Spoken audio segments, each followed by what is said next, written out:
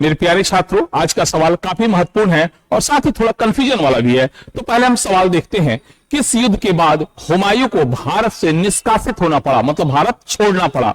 Option A है चौसा का युद्ध, बी है कन्नौज का युद्ध, सी है पानीपत का युद्ध और डी है घाघरा का युद्ध।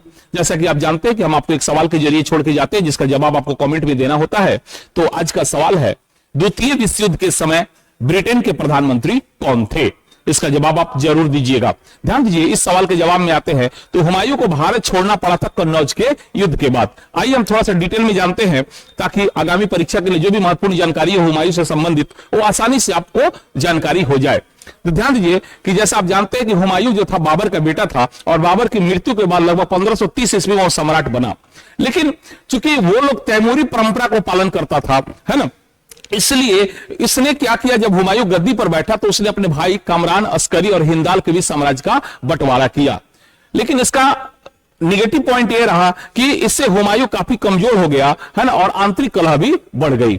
इसके साथ साथ हुमायूं के शासनकाल में उसका सबसे बड़ा शत्रु जो था शेर शाह सूरी था।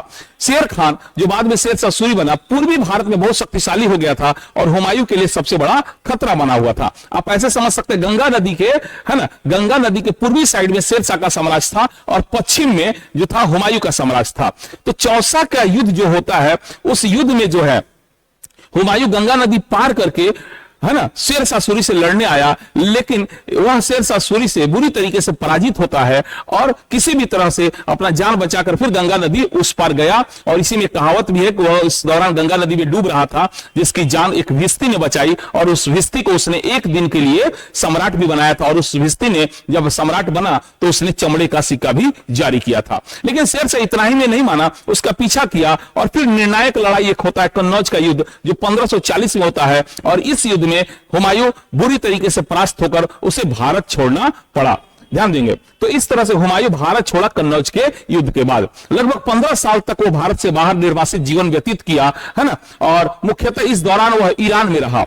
फिर ईरान के शाह की मदद से उसने, हुमायूं ने जो अपनी शक्ति बढ़ाई और भारत लौटने की फिर से योजना बनाई। इस क्रम में उसने सबसे पहले काबुल और कंधार पर कब्जा किया और फिर से वो भारत लौटने का तैयारी शुरू कर दिया। और फाइनली सरहिंद की जीत 1555 में होती है।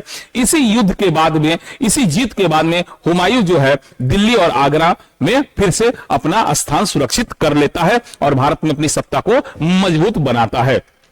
इस तरह से मुगल सत्ता की पुनर्स्थापना पूछा जाए किस युद्ध के बाद हुआ, तो आप बोलेंगे सरहिंद के युद्ध के बाद में हुआ। ठीक है, अगर ये जानकारी आपको अच्छी लगी हो तो प्लीज एक लाइक, कमेंट, शेयर जरूर करें। इससे काफी हौसला मिलता है हमें अगला वीडियो बनाने का। बहुत बहुत धन्यवाद।